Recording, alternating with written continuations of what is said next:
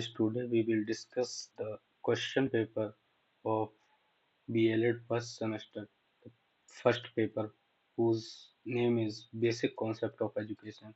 ये question paper 2024 का है।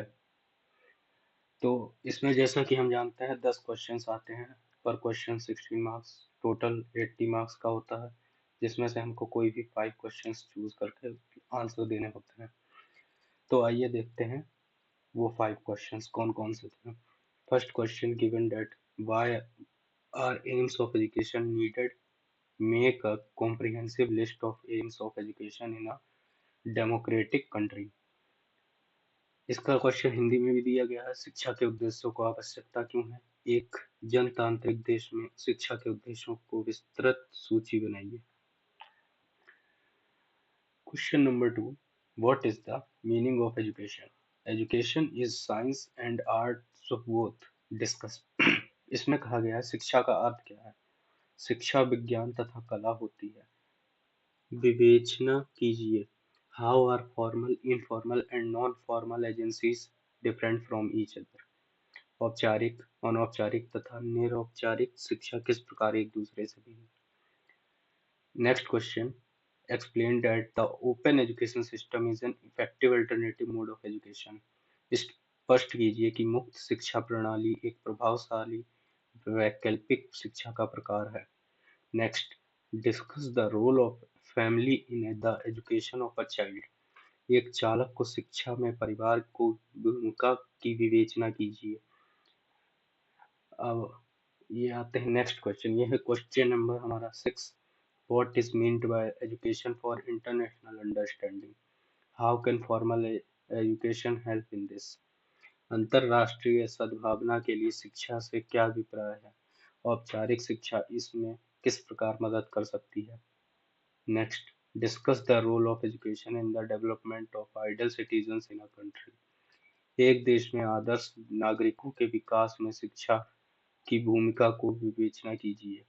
Next, what are the challenges for bringing equality of educational opportunities in India?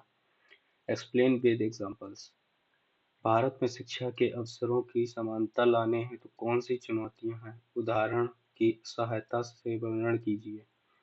What is preamble of Indian Constitution? How does it influence education? भारतीय संविधान की प्रस्तावना क्या है? वह शिक्षा को किस प्रकार प्रभावित करता है?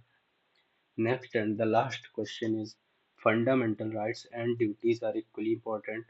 Elaborate the statement. मौलिक अधिकार तथा मौलिक कर्तव्य दोनों बराबर से महत्वपूर्ण हैं। इस कथन की व्याख्या कीजिए। तो ये हो गया हमारा पूरा टोटल एक क्वेश्चन पेपर 2024 में जो आया था, और पेपर 1 जिसका नाम है बेसिक कॉन्सेप्ट ऑफ एजुकेशन। इसके कुछ इम्पोर्टेंट क्वेश्चंस जो कि ज़्यादातर पूछे जाते हैं, जैसे कि एम्स ऑफ एजुकेशन, फिर मीनिंग ऑफ एजुकेशन,